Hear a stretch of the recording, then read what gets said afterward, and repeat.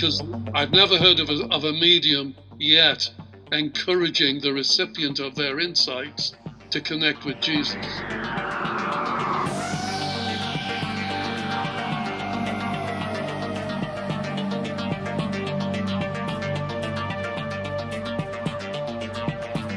Hey friends, this is Brandon Spain, and you're listening to The Unrefined Podcast, where we unravel mysteries, share perspectives, and navigate the rich landscapes of the seen and unseen together. We would love for you to connect with us on social media. You can find those links and how to subscribe to our members-only exclusive portal by visiting unrefinedpodcast.com. Now, for this week's episode. Hey, everybody. This week we were delving into the topic of healing the haunted and things like that. This topic is definitely going to expand your horizons, and particularly if you are a evangelical type Christian. But first, before I introduce our guests, I'd like to introduce my guest co-host, Matt McGuire. Hey, Matt, how you doing? Doing great. Yeah. And the first guest I want to introduce is an Anglican priest and a canon emeritus of Derby Cathedral. He works freelance as a spiritual director, speaker, and writer, and is the author of 9 nonfiction books and 5 novels, including Restoring the Woven Cord. His most recent book, The Poetry of Pilgrimage, has just been published by BRF Bible Reading Fellowship. Welcome, Michael Mitten. Hello, it's great to be here. Thank you, Brandon. And we also have with us Russ Parker. He was the director of Acorn Christian Healing Foundation from 1995 to 2013. And he is presently the director of To Restore, which offers a range of resources to help churches resolve and heal their legacies of unhealed stories. He is the author of a number of books, including Healing Dreams, Forgivenesses, Healing Wounded History, and Rediscovering the Ministry of Blessing. And both Michael and Russ have co-authored a book. It goes back a little ways. 1991 is the edition that I have right here, and it's called Requiem Healing, A Christian Understanding of the Dead. Hi, good to be with you. Yeah. Well, I want to go so many different directions with you guys because I know you have so much more. Your wheelhouse is so much more than just what we're talking about today because you're inner healers, and I've been practicing emotional healing, inner healing for about 15 years. So I'd love to pick your brains, but we're not going to go there. We're not going to chase rabbits. So I just want you to kind of introduce us to how you got involved in the emotional inner healing world, and then also how specifically you got into the topics and the stuff that's in Requiem Healing, and particularly Dr. Kenneth McCall. Who'd like to answer? You go, Russ. Okay. You're asking specifically how we got involved in the area of inner healing, as opposed to any ministry in general. So for me, yes, I suppose to nail it, it'll be 1975 when I was invited to speak at a conference for a church fellowship for the annual weekend conference, and the co-speaker was Dr. Kenneth McCall, who I'd never heard of, never met, and not read any of his books, by which he'd written 5, I think, by this time.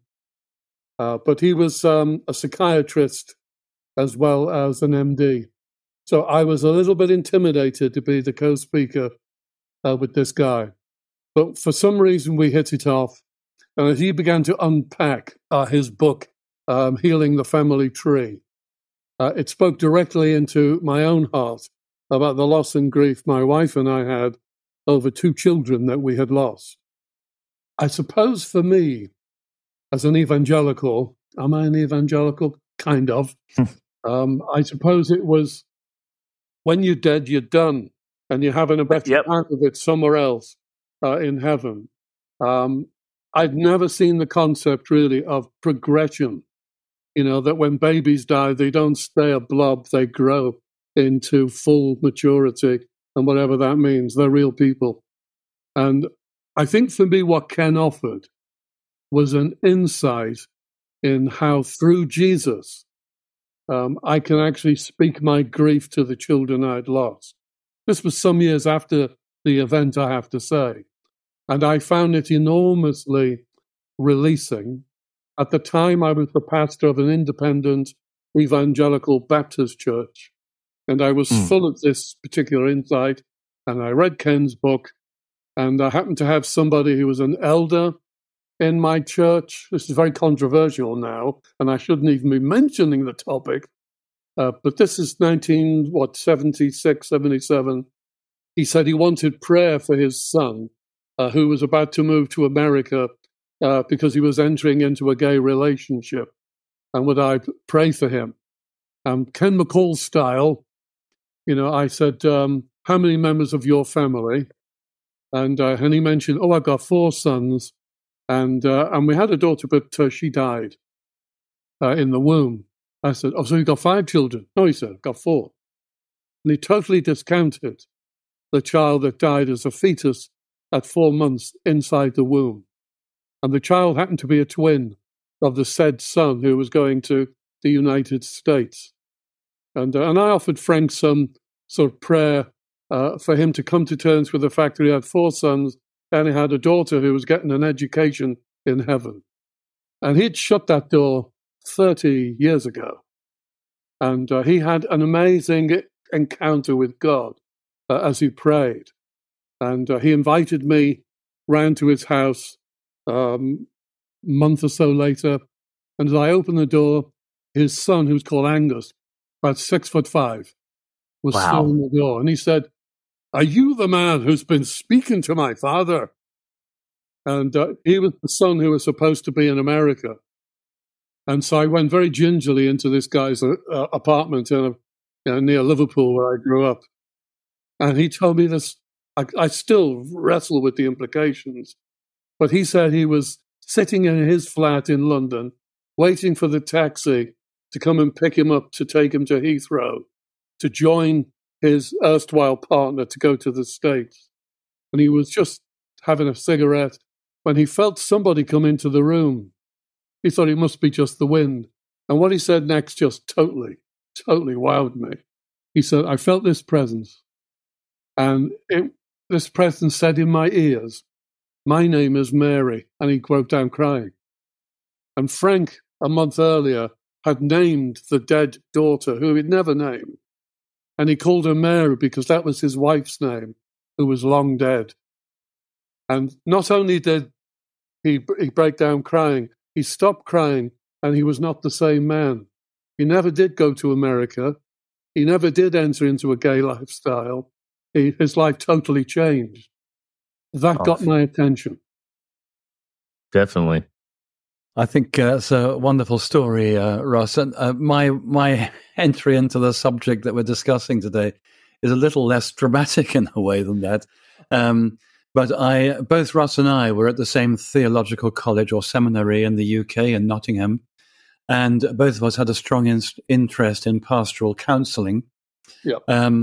And so very much into the area of healing of the memories, and both of us were engaged in leading counselling training for some time. But I was ordained in the late 70s, went to serve in a parish, and a parish priest who became a good friend, actually, was what we call in the UK an Anglo-Catholic high church priest.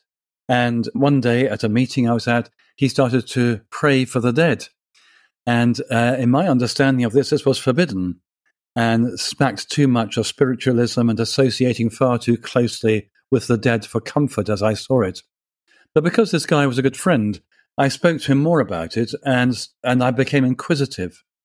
In fact, I became so inquisitive that I decided to write a small booklet, which I called The Quick and the Dead, which was published. And the story that Russ has just recounted was actually an appendix in the back of that book. Yeah. And so really my inquisitiveness led me into a kind of some research into particularly how the early Christians regarded the dead. And I realized that many of us who are Protestants had kind of cut off a very important part of our early Christian history, where there was a far greater respect for the dead and kind of how we might particularly love the dead we have lost. And that led, I think, me and Russ to have conversations. I also came across the work of Dr. Kenneth McCall, and that led us in time to do the book together. Yeah, that was really fascinating to me. The whole concept of how you guys just were kind of pioneers and jumped out there. And what me and Matt talked about this early on, that you still placed firm boundaries to kind of maintain you in what mainstream charismatic evangelical type, which that is appreciated, because I think I was telling Matt, I said Dr. Kenneth was a pioneer, and pioneers, they sometimes the ends justify the means. I mean, I could say that because I'm a church planter and a pioneer. And so sometimes I have to really reel myself in just to be too pragmatic without the biblical stuff. So that was one of the biggest things I appreciated about your book, because now in the inner healing world, this is unknown. It really is, at least over here in the United States. It's not very well known. And I think it could be the answer to so many. It was kind of like when DID, or parts or fragments, were introduced. It opened up a whole new world. I mean, my first experience with a fragment or a part was I was trying to cast out a demon, and it was a person's part, and they got rather mad at me for trying to cast it out. So that was my first experience. But yeah, I appreciate that about you guys. One of the things that I really appreciated in the book was one of you used an analogy of the living and the dead as walking on two sides of a stone wall. And just because you cross that stone wall doesn't mean that there's no growth or there's no progression. And sometimes there seems to be some kind of communication across the wall. Now, I come from, like Russ, I come from Baptist roots. So there is very little emphasis on any kind of honoring of the dead, except for a funeral a couple of days after. And then you sort of close the door on that. Yeah. And one thing I really did appreciate was just the way that the book brings out the rich Christian history of honoring the dead, the tomb inscriptions from the 1st, 2nd, and 3rd centuries, not only praying for the deceased to be received into the hands of God, but even occasionally they ask the deceased to look out for us, as if those that have gone before us are looking out for us. And I think that because of the movement of spiritualism, and also because of the history with abuses of the doctrine of purgatory, us Protestants are very reluctant to touch any of this stuff. But especially Russ, as you shared the story of having a reckoning with those miscarriages and talking about how other people have healed after having abortions, either in their family or near to them, and finally having a way to name those people that had untimely deaths and offer them a service of memoriam, and that bringing healing both to the living and, we don't know exactly what goes on the other side, but seemingly it brings healing to haunted locations. So did you want to offer any advice specifically for clergy that have parishioners that might be dealing with either sort of an obsession with a deceased person in their family, or even a location like their home or something? How would you advise clergy to address a situation like this? Let me just, I think, comment on what you were saying earlier, Matt, which is that what was a new discovery for me was that in the intertestamental period, therefore between the end of the Old Testament as we have it and the start of the New Testament, there was some kind of revision of theology around the dead. And we get Judas Maccabeus, actually, who's a very famous intertestamental character, reportedly praying for the dead. And it became common practice in Judaism in Jesus' time. So when Jesus was going to the synagogue, he would have become familiar with the notion of actually praying a blessing for those who had died.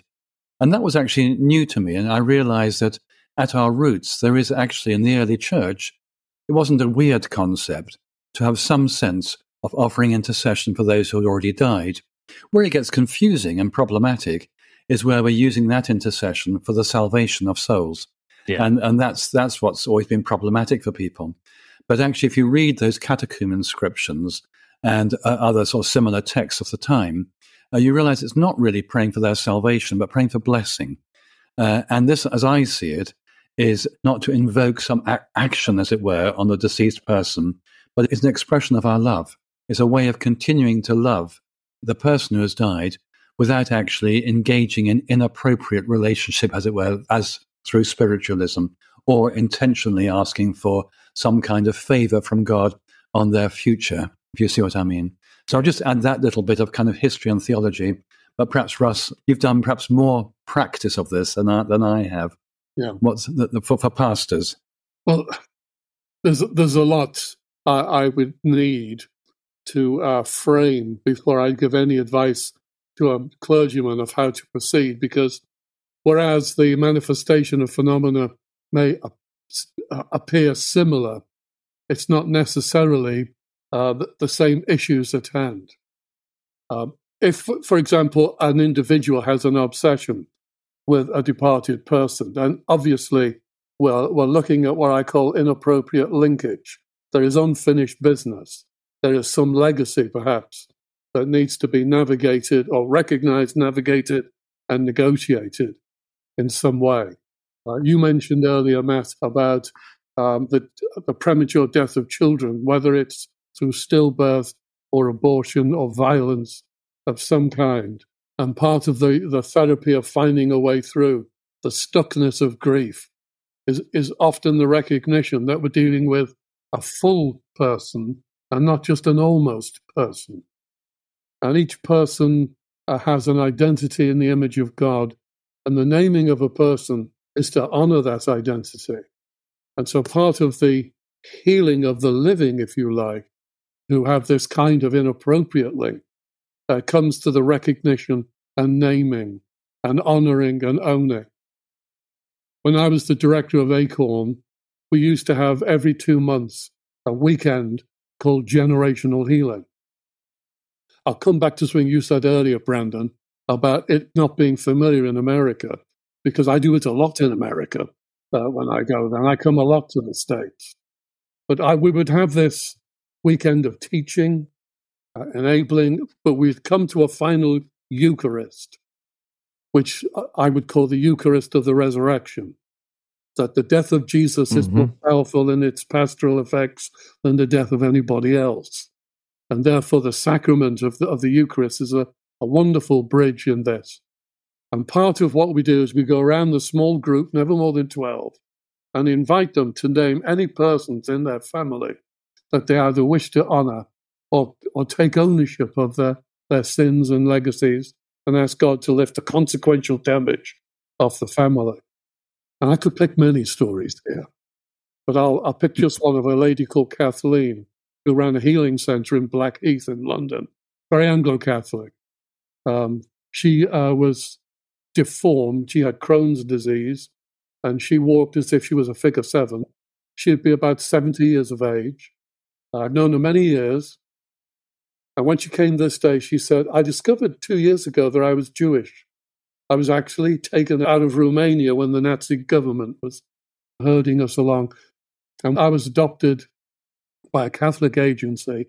The deal was they accepted Jewish babies and children provided they were raised as Roman Catholics. And I discovered I was Jewish 2 years ago. So I've been doing my research, he said, and I just want to name members of my family I never have owned in my life before, because I was 3 when I left Romania. And she named 47 people, all of whom died in the gas chambers.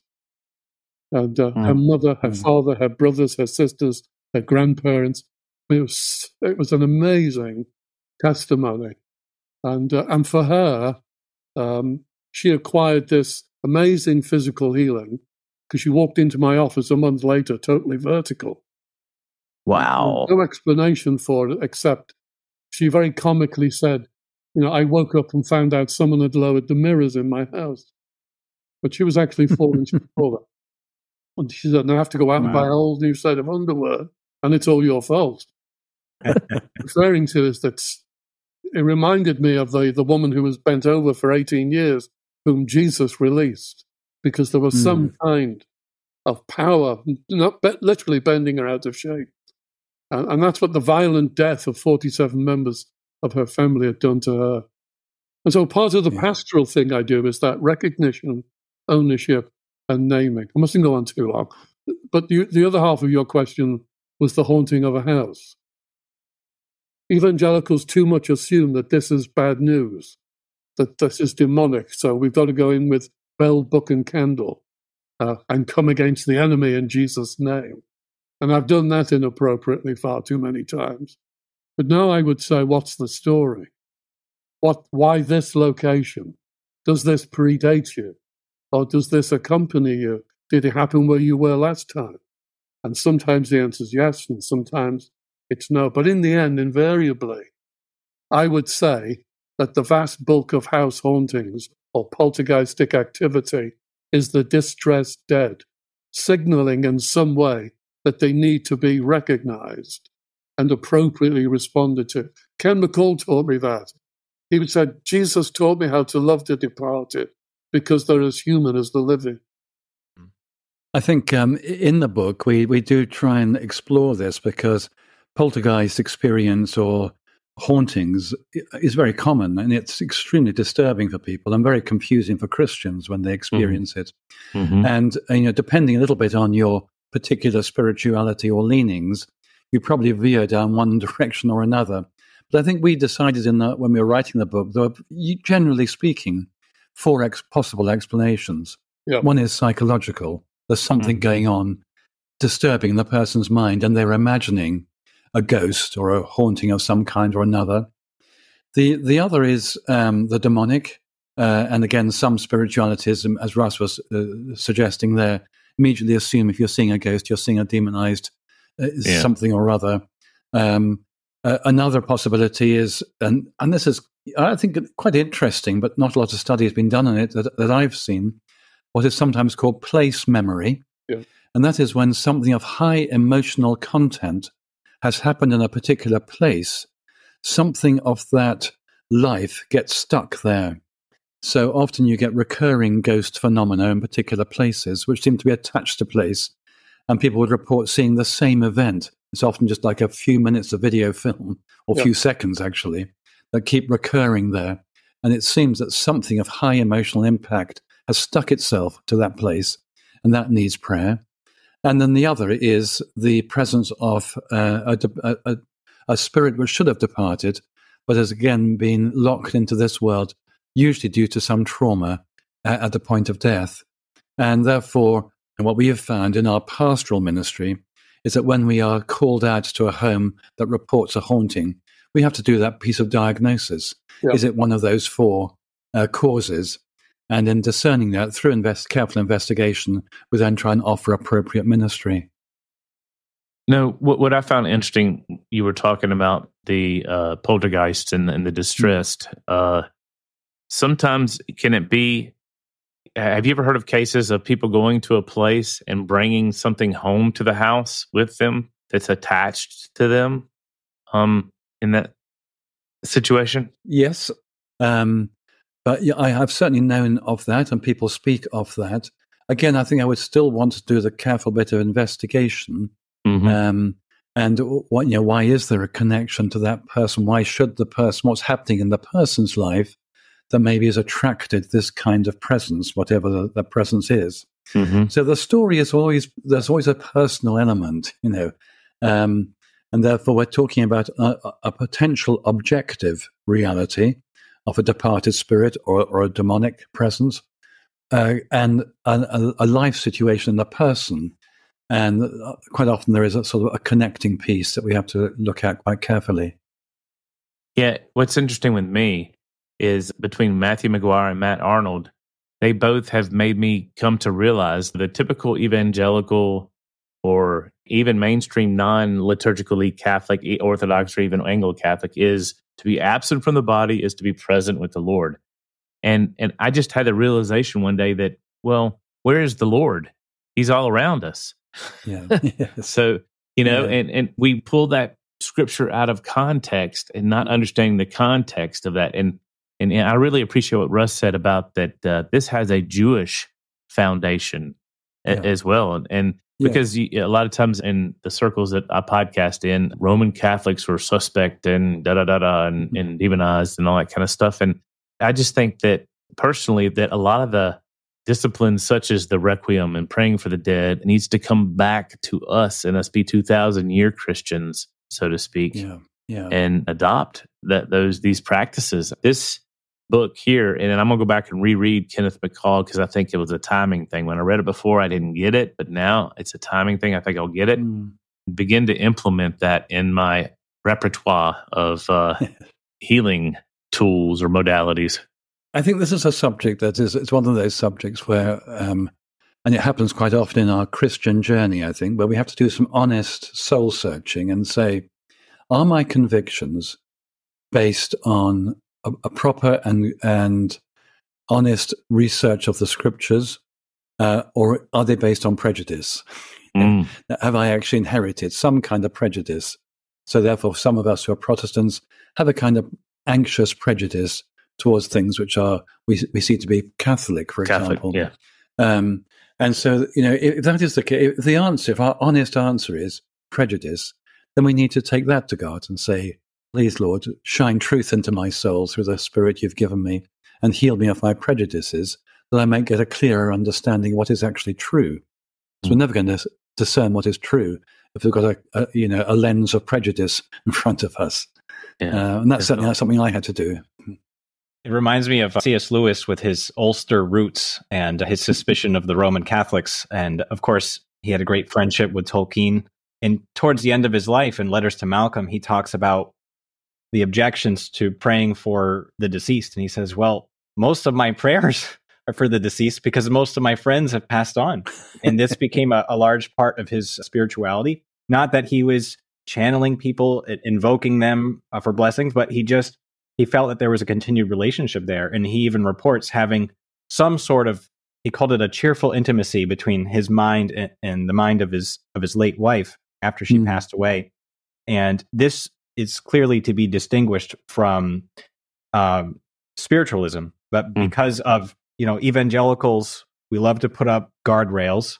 And we're, there's a demon under every rock, depending on your tradition. Yeah. So I really appreciate the way that Lewis processed that and was able to, he provides kind of a middle ground for those of us from more traditional and from more experiential based Christianity to look to an example like that. It is interesting. And it is often, and he's a very good example, I think, because those of us who come from sort of evangelical beginnings, have things quite neat and tidy. We know what's right, what's wrong. Yeah, no and mess. Then we're hit by a really personal injury or a powerful personal experience. Now, for C.S. Lewis, there was the falling in love, which was a massive experience with Joy, and then there was her dying as well. And both events, but particularly her dying, really challenged his theology, didn't they? And he was honest and humble enough to allow himself to, as it were, grow in God, really, through his honest questions and develop his theology in a way that I think was still kept him orthodox and sound. But, it is pioneering work, as you were saying, Brandon. You love pioneering. All pioneering carries risk. Yes. We may get ourselves into troubled waters. And this is why all this has to be done in community. Yes. We have to do it with one another. We need honest friends who will, after a while, say, hey, just a minute, you're actually going into some dangerous territory here. And can I just urge you to review and to reassess? So, we need to do this theological adventuring through as we face different life experiences, but we must do it together. I like that term, theological adventuring. I'm writing it down. That's an interesting term. Because me and Matt have kind of developed a relationship with bouncing stuff off of each other and everything. Yeah, you're right. I think the importance of community, it's definitely. And even the importance of, on our podcast, we have a Roman Catholic. Well, he calls himself Latin Rite. He's trying to distance himself from the Pope. But anyway. He brings something to our podcast, something to the table that it challenges me. That us two, I'm Anglican. The other guy's just normal evangelical, and we're like the Three Stooges, sort of. But it challenges our audience, and that's why I like the saying 2,000-year Christian, because I'm not a restorationist, and I think things have been restored, but it was because we were deficient, not because God was just restoring them. Yeah. So there's such a rich depth to what I would call the capital tradition T, and we miss that in evangelicalism because we see examples of Catholic stuff taking too far. Yeah. So I appreciate that with this whole thing. Could you, Michael, recount your history, since you have a history with Dr. Kenneth McCall? His background as a missionary doctor, your first impressions of him, learning experiences alongside him, and any differences of opinions in his work. That's a lot. We can go over that a little bit at a time. But well, I mean, we're going back quite a long way in that Dr. Kenneth McCall became quite a well-known a kind of speaker and writer in the kind of charismatic era of the 1970s, early 80s. Yeah. I only met him the once, and I would like Russ to say more about this, because he lived in the house that once belonged to Sir Arthur Conan Doyle, who was, of course, a spiritualist. Yes. And Russ and I developed this interest in Kenneth's work. My piece on this is simply that my first encounter with Ken was through his book, Healing the Family Tree. Yeah. This became really popular. Loads of people were talking about it. It was one of those exciting Christian books. But of course, a lot of people were saying, but it feels deeply unorthodox. And the problem as I saw it was something in my soul resonated that this was right, but there was very little biblical foundation. Ken was an instinctive man and highly intuitive man. Yeah. He'd been in a prisoner of war camp with Eric Liddell, if you know of Chariots of Fire fame. Yeah. Very deep spirituality, and it was a wonderful mix of sort of Catholic and Pentecostal. But my first experience of meeting him was when you and I, Russ, went to visit him in his cottage and did that 3-hour interview with him. Yes, in the cottage. But Mike is quite right. Ken's biblical knowledge was very fragmentary. You know, he would cobble together texts from Scripture that gave a coherence to what he was teaching. But in terms of a theological coherent pattern, it didn't exist for Ken. And so I actually recorded the interview Michael and I had with him, which was approximately 3 hours worth of just sitting as he regales story after story after story with very little kind of teaching framing going to it. And as Mike said, you sense that he was working at an intuitive level and following it through. And like a lot of pioneers, creating wonder and chaos at the same time, you know, as he cut his way through the undergrowth of something that needed clearing out. He was a terrible writer. Healing the Family Tree was actually written by 2 Catholic charismatic priest brothers called Matthew and Dennis Lynn, who I also met on my travels in the States. But what developed around Ken was a group of people who believed that he had found what was described as a new lacuna of healing, but felt that he needed some biblical framing. And hence the whole concept of generational healing was born. I think Ken would be very uncomfortable with that because, again, like a lot of pioneers, his interpretation of support was give me room to do it my way. And the sense of teamwork was not really a Ken thing. And he and I worked together many times, but as I began to develop my own particular aspect, I suppose, of this, we had some difficulties in our relationship. You know, he thought that I was disowning what he had been teaching, and I was saying, I'm reframing it, Ken, because I think I'm looking at the whole issue now of dynamic legacy, that what we do lives on after us. And it assumes a life force of its own sometimes. And legacy is a big issue, as you probably are aware, in any personal growth and in a healing ministry. And if legacies affect us or are connected with our domestic history, then the therapeutic way forward has to involve an element of taking ownership, whether I was directly involved in the event that happened or not. It's my family, therefore it's my legacy. And Ken struggled with that, but we got through it. And in fact, I had this strong inclination to go and visit him one day, and I went to that little cottage where you have to cross a drawbridge from the car park to the front door, and he was standing on the bridge waiting for me. I had not told him I was coming. And He was stood there and he said, I was waiting for you to arrive. The Lord told me it would be about this time of the day. He was like that. And I said, why am I here then? He said, I want you to take my funeral because I'm dying this week. And he died that week and I took his funeral. Wow. Amazing. That's an amazing story. It's a true story. It is. I think the thing about Ken is that I'm sure he was a messenger sent from God to give us insight into a particular ministry of healing, deliverance, and freedom for people who have been very bound and oppressed one way or another. He was a wonderful gift, but he had a most unusual charism, if I can put it that way, in that he could actually pretty much visualize the dead. So, when Russ and I were listening to these stories, and it was all anecdotal. I mean, it was story after story that he gave, and there were countless of them.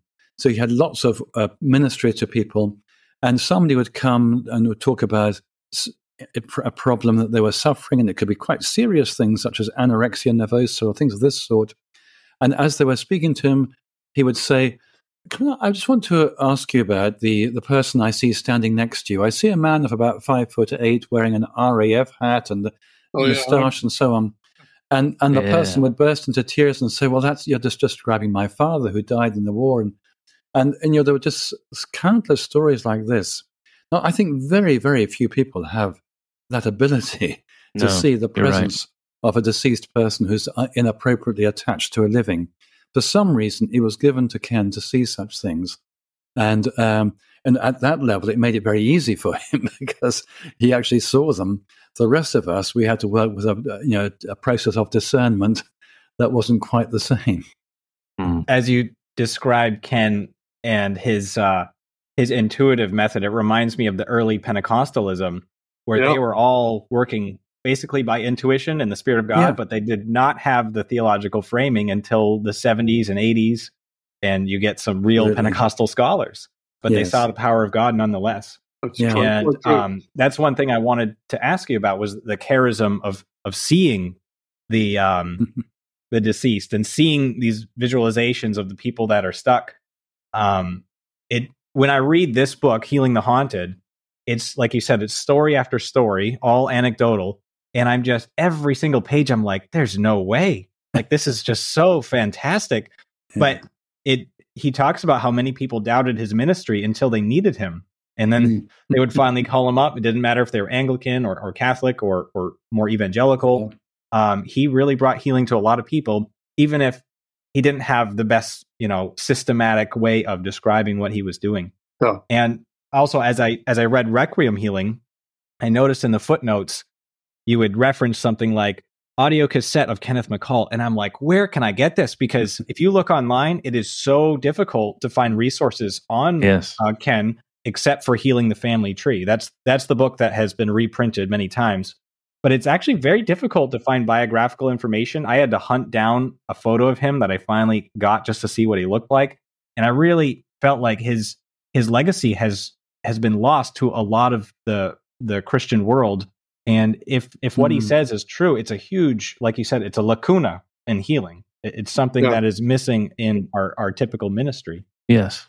Ken was a very popular speaker in the United States in the 70s and 80s. He spoke at conferences like the Association of Christian Therapists, which still runs to this day. That's quite a vibrant organization, co-founded by Francis MacNutt, who you may have heard of, who I think was at the time a Dominican priest before he married Judith. Probably Ken's worst book is the one you've just held up, Healing the Haunted. For one reason. I have that one too. And that is, he doesn't name it. He will say A, who lives in the town of C, and there's no names. And it annoyed me intensely. And I remember sharing with somebody in Leicester where I live, saying, it really annoyed me. And she said, we're in the book. I said, you're in the book. Oh, yes, one of the stories is mine. And suddenly it all came to life. And it was the story of the woman sitting at the back of Church in Evensong whilst her husband was preaching in the pulpit, and an angel walked in with her 2 departed sons who had died over the last few years of a related congenital disease. And they had this conversation. And her name was Ella Seresto, because she doesn't mind people knowing. This was her first husband who died. But it happened in Thornton Parish Church, where I've been to preach a number of times in the past. And suddenly his book took on a fresh colouring because you know the name and the location. I just got tired of reading it, and I told him so. I said, it just gets boring, Ken, when it's just flat outlines instead of living, breathing, limited people like ourselves. But you're right about Ken. He would never tell you much about his life story. I mean, I knew his wife, Frances, quite well. I knew his 5 children. I wrote the foreword and dedication to the revised edition of Healing the Family Tree, which came out about 10 years ago. And I dedicated it to all the people who had surrounded Ken with their support, because they are never recognized.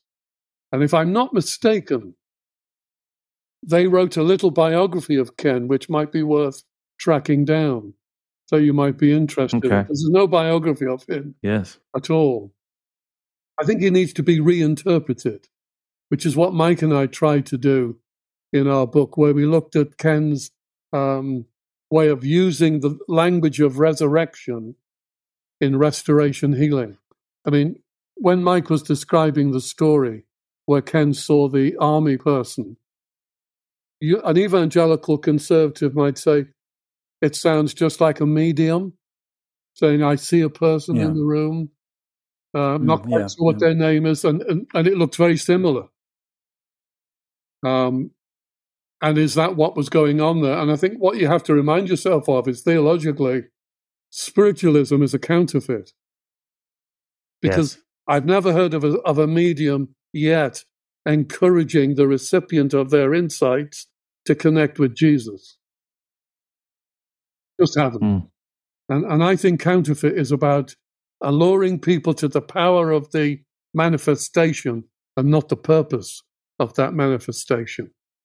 And the purpose of that manifestation, of course, is that all things are complete in Christ. And for moments of sheer sovereign grace, and for reasons that you can't repeat, bottle, manufacture, or guarantee to anybody else, he suddenly opens the window, the thin window between now and eternity, and allows some people, for this purpose of God's initiating, for their journey into healing. I mean, Mike. And that's, I was just going to say. Sorry, I was butting into you. Well, don't change the habit of a lifetime.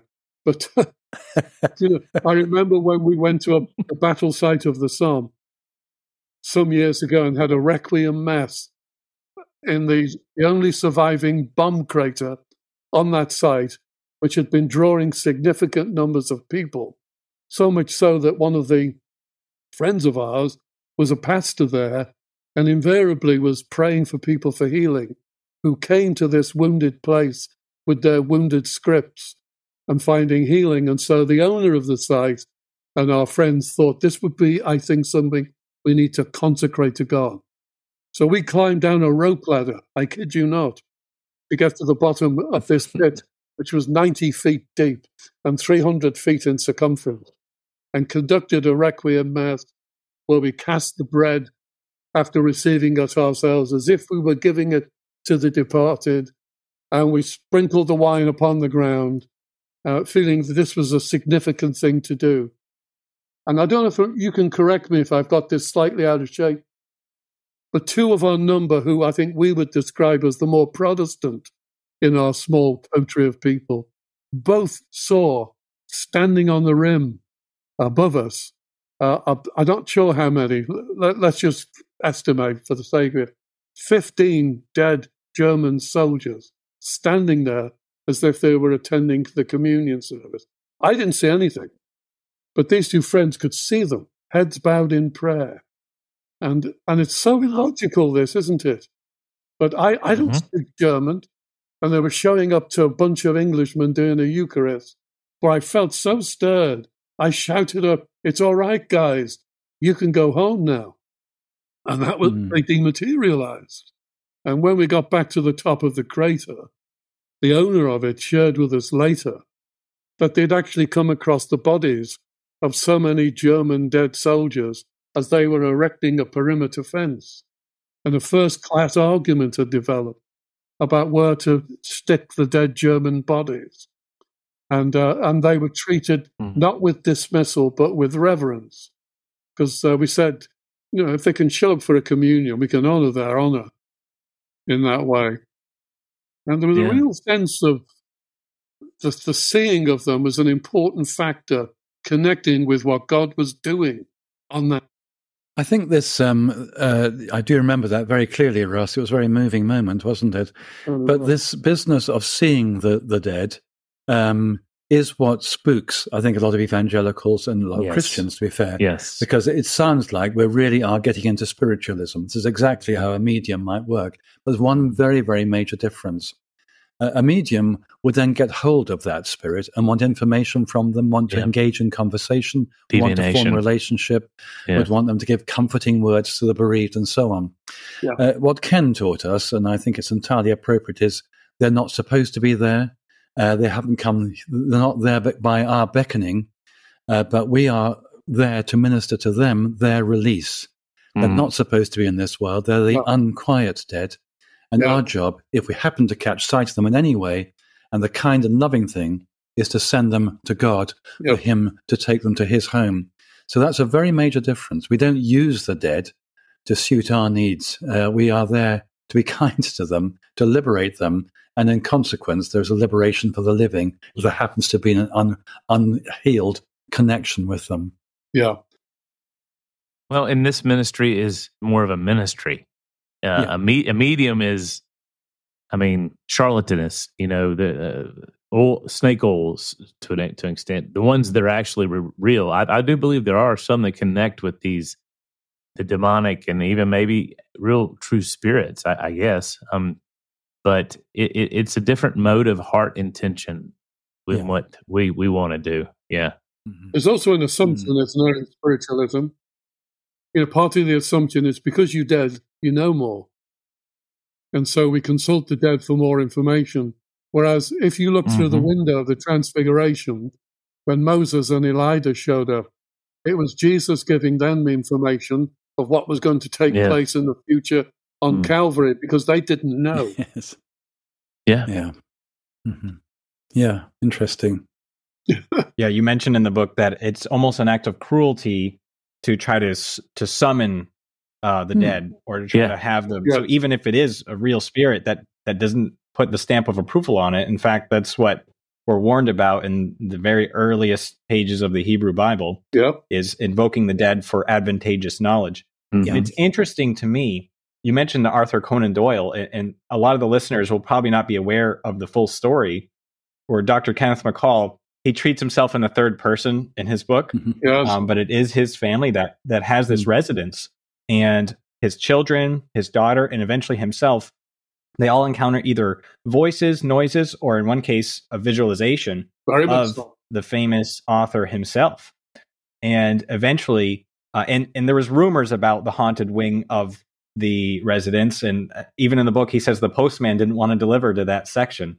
But after they had a Requiem Eucharist on behalf of this person that was a spiritualist, the haunting ceased.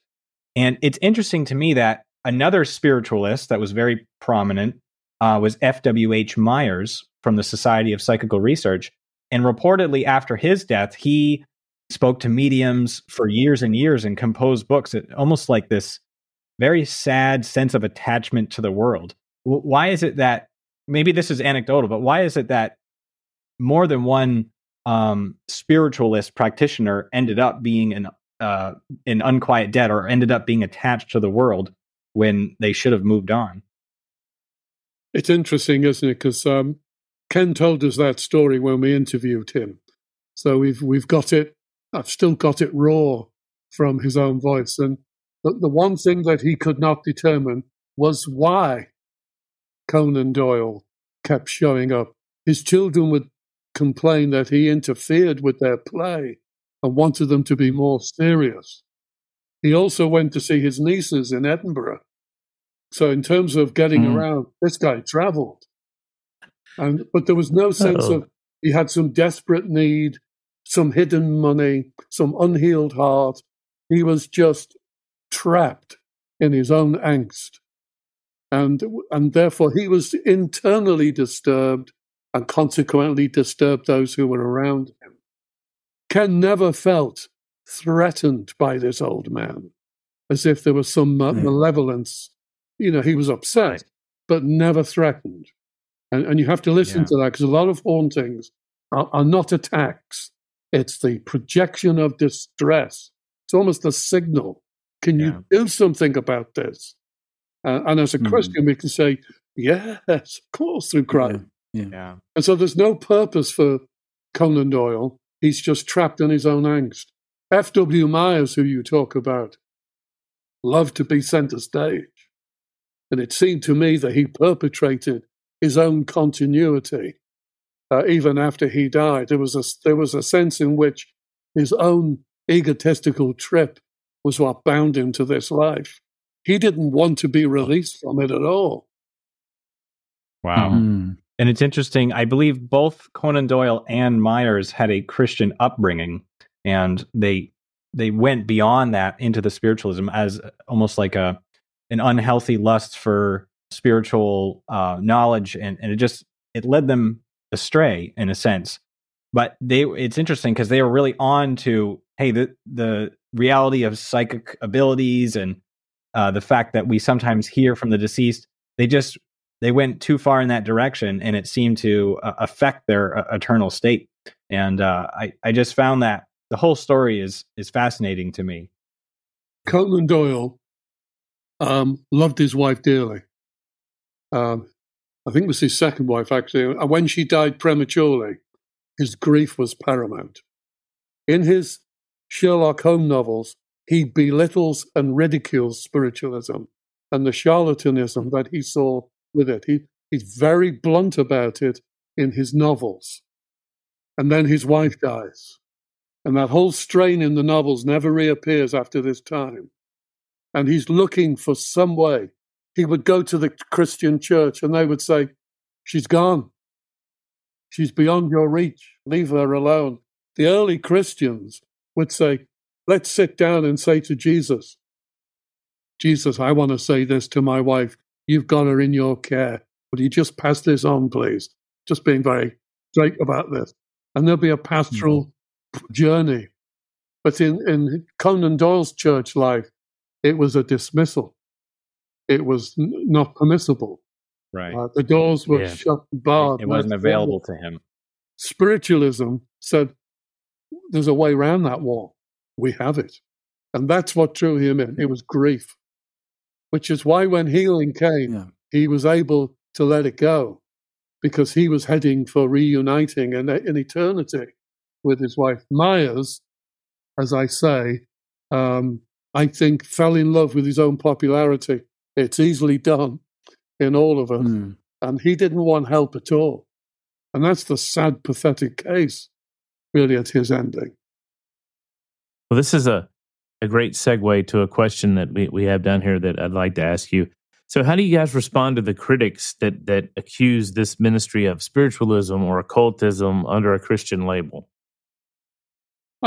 Mike, you pointed out how Ken's process wasn't to seek the dead for information and milk them for insights, etc., and to keep that relationship going in the here and now sense.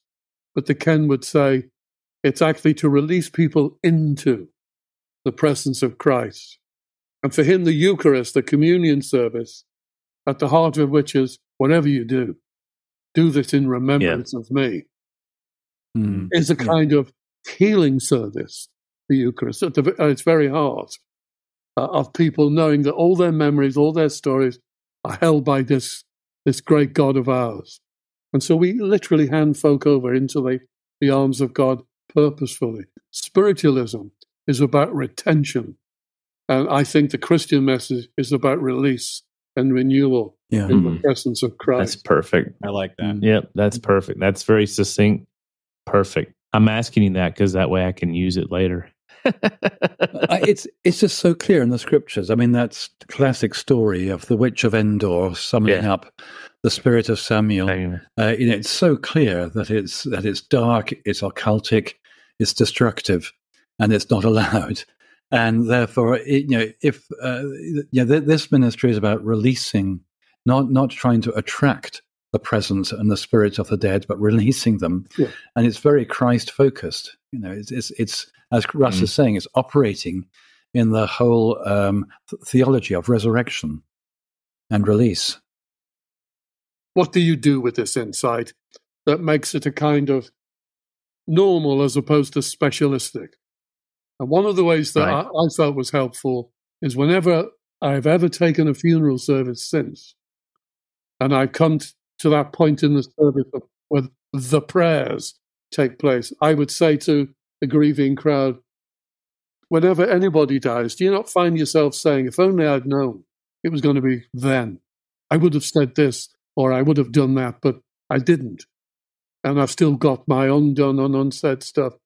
I said, the great thing is we have a Jesus who has access to the departed. He speaks to the dead.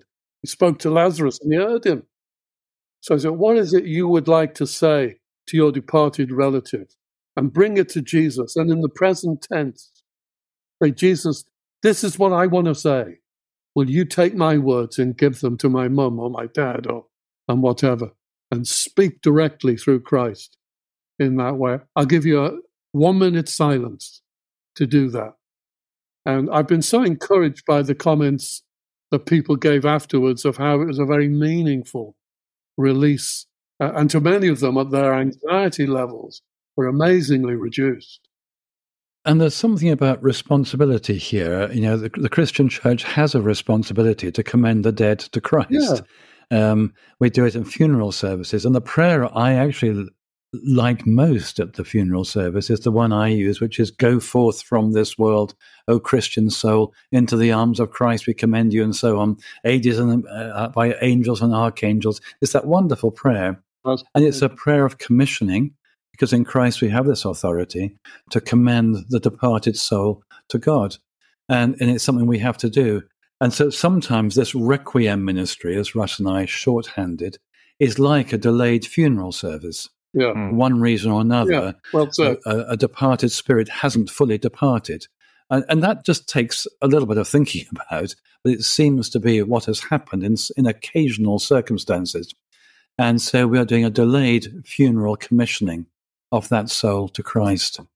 Little plug here, Michael, but we revised Requiem Healing about 2 years ago. Oh, did you? Yeah. Okay. You can get it on Amazon. And I wrote a brand new chapter in it, which was a liturgy for a Requiem communion service, the communion of the resurrection, where all these features that Mike's and I've been alluding to are written into the liturgy. Like there are two confessions.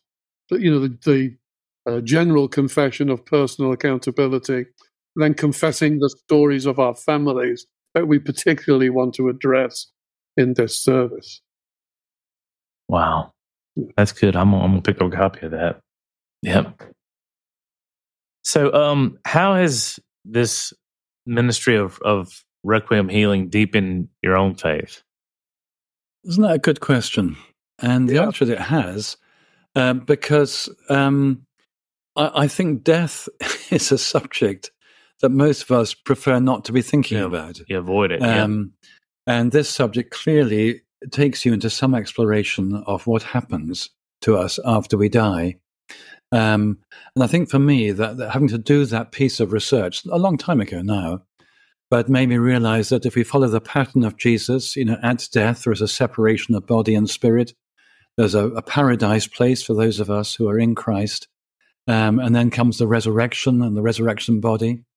The more you dwell on this, you realize that our future is extraordinary. Our future is wonderful. But the pain of separation, because we love one another, is no less severe, because there's a wonderful hope before us. So how it has deepened my faith, I guess, is to allow me to really dwell more fully into the promise.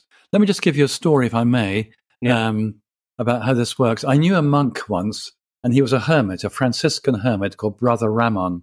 He died in 2000, a long time ago now. He was a very good personal friend.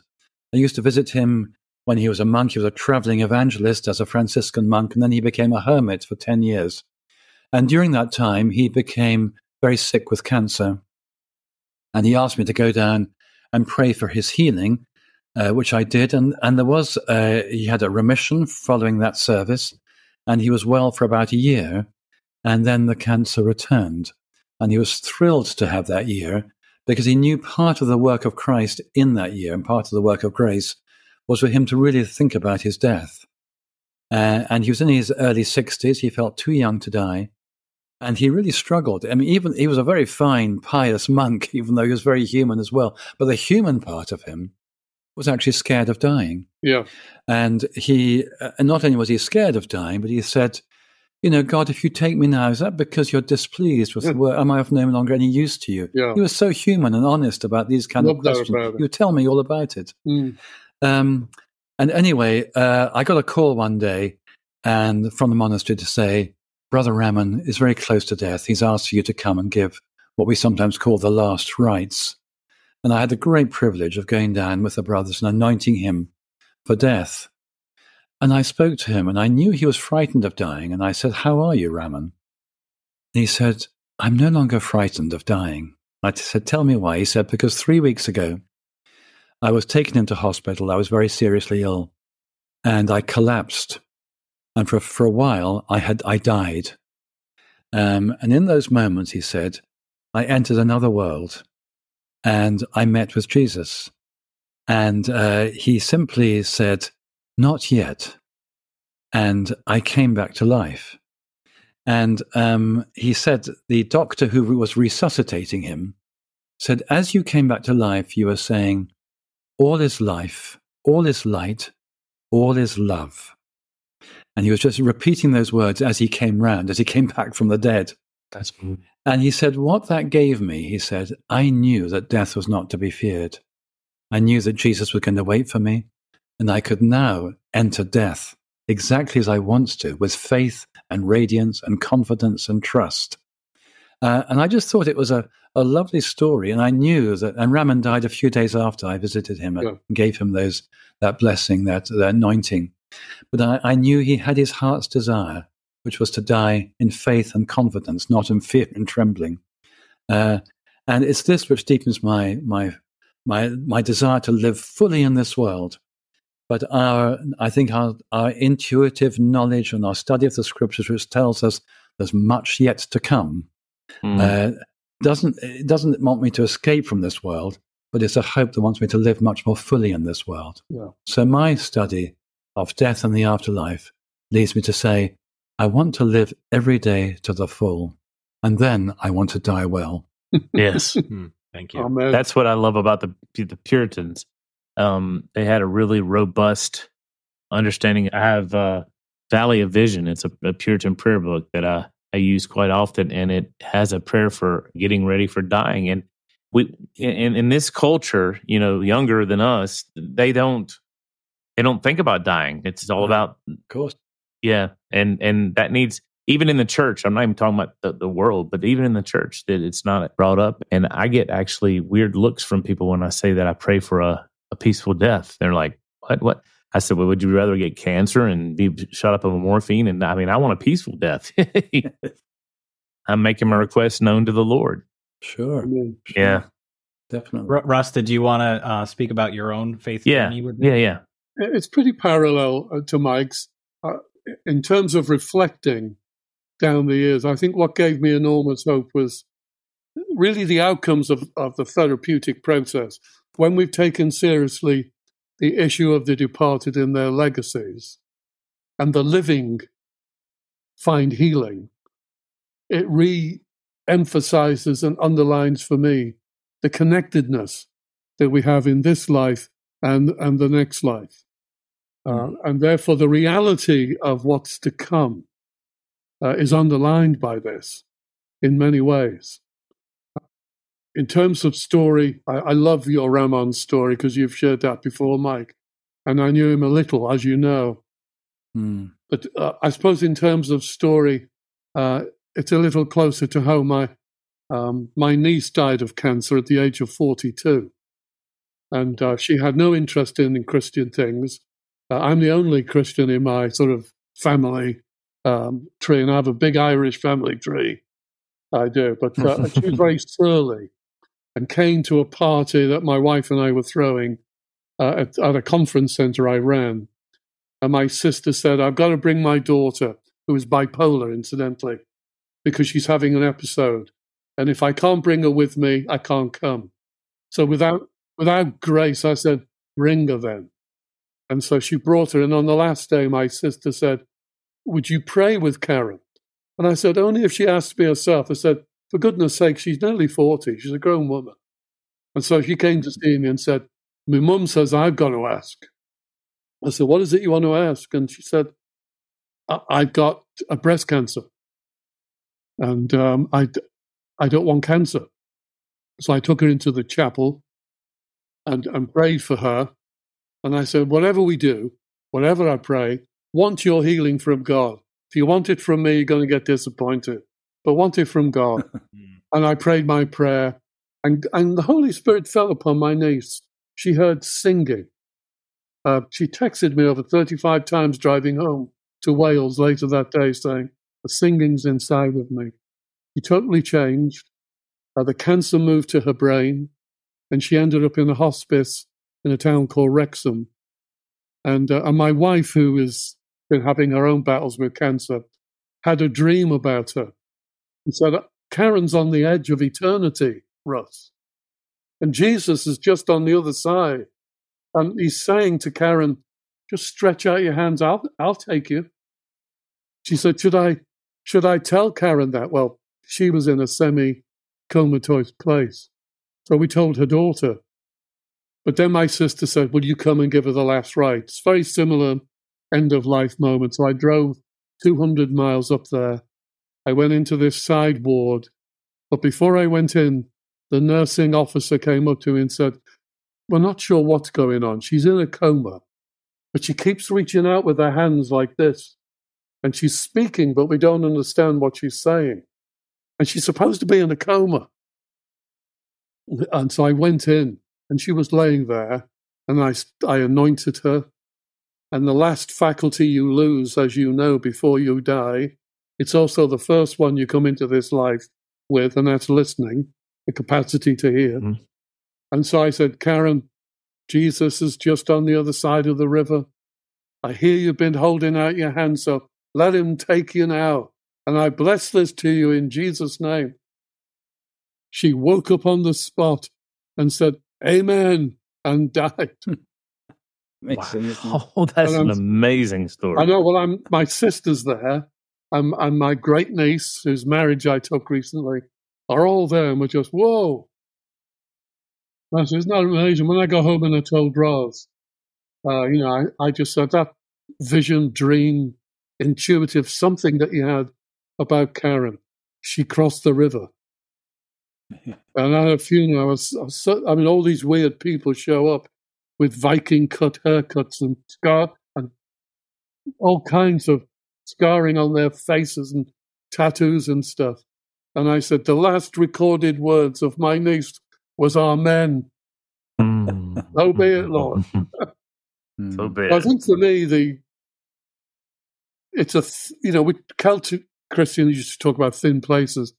There's an even thinner one, really. And I think, this life that we live is closer connected to eternity than we're awake to.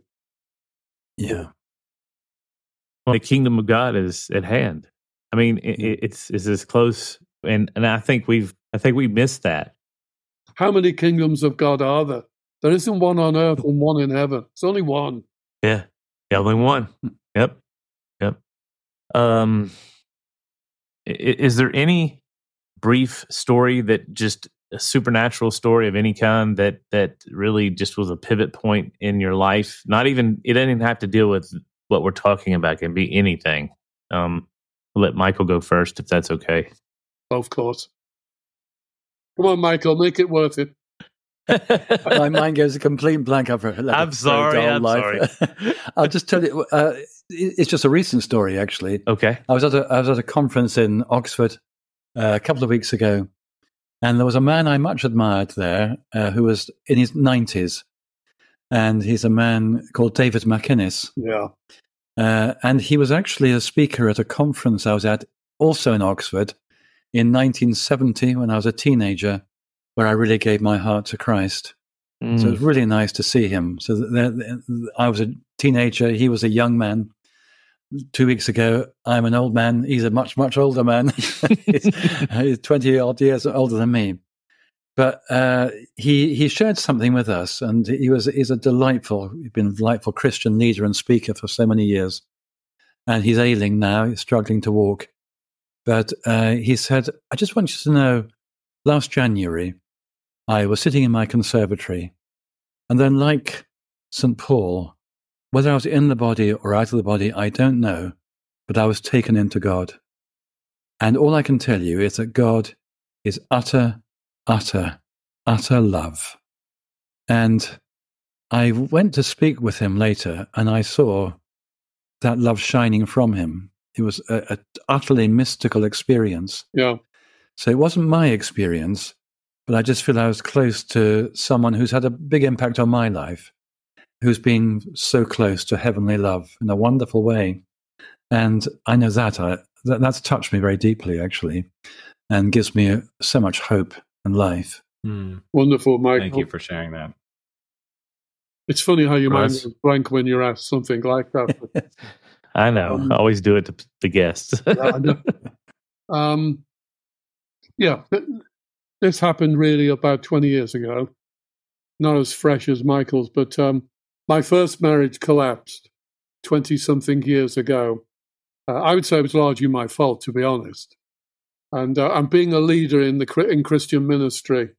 I was fully anticipating my evangelical peer group to line up and execute me and kick me into touch or whatever, offer heavy advice of what I now need to do in order to be reaccepted back into the fold of God.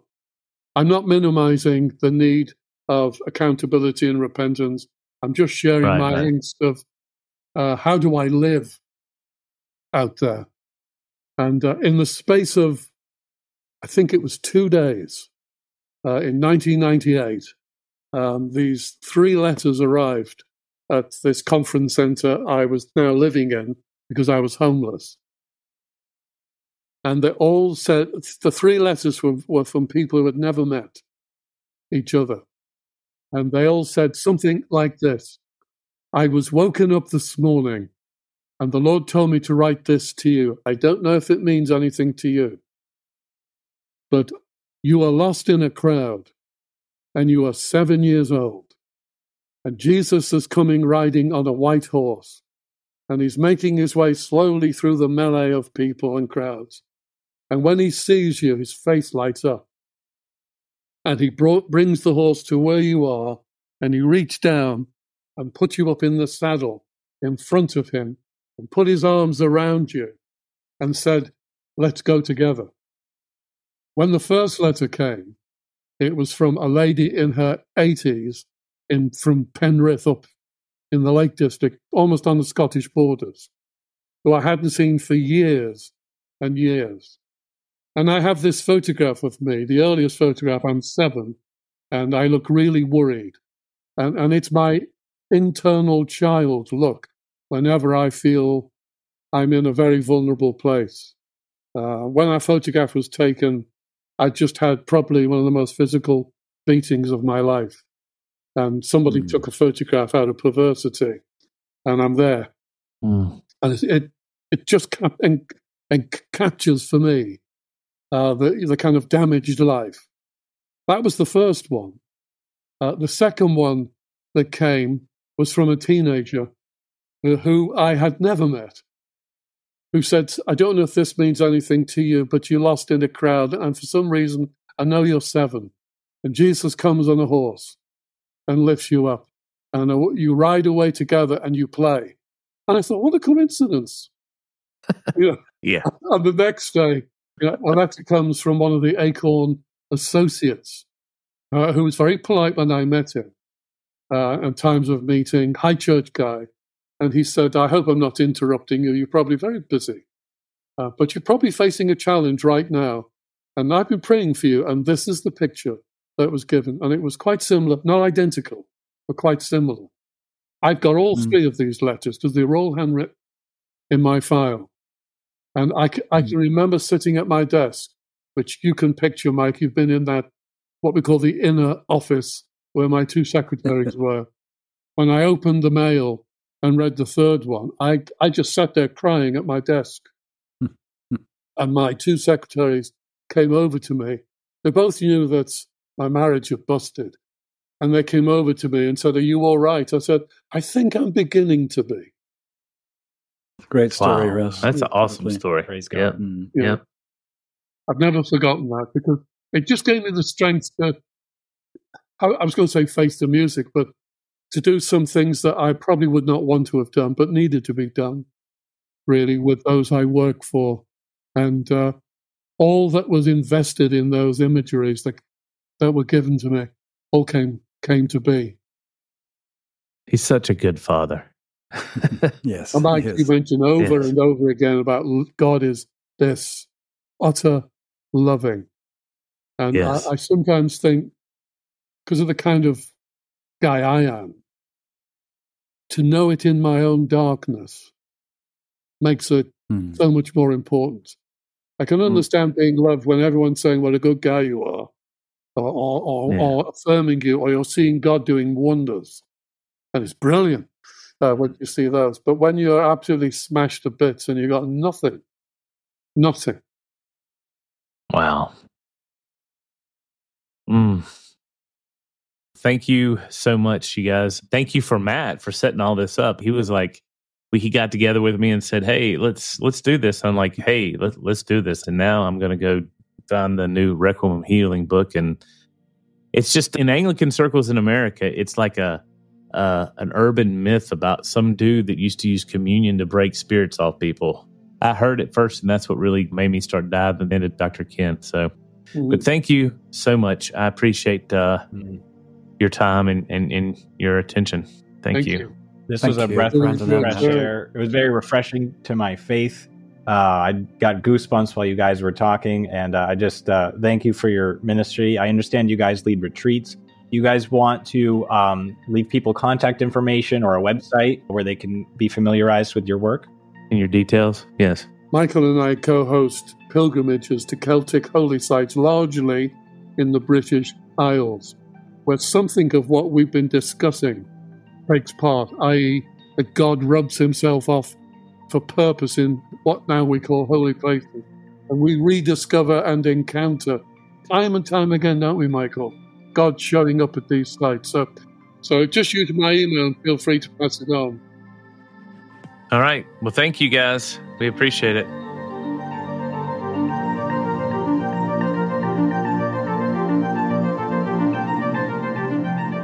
Thanks for listening and supporting us. And remember, stay naturally supernatural.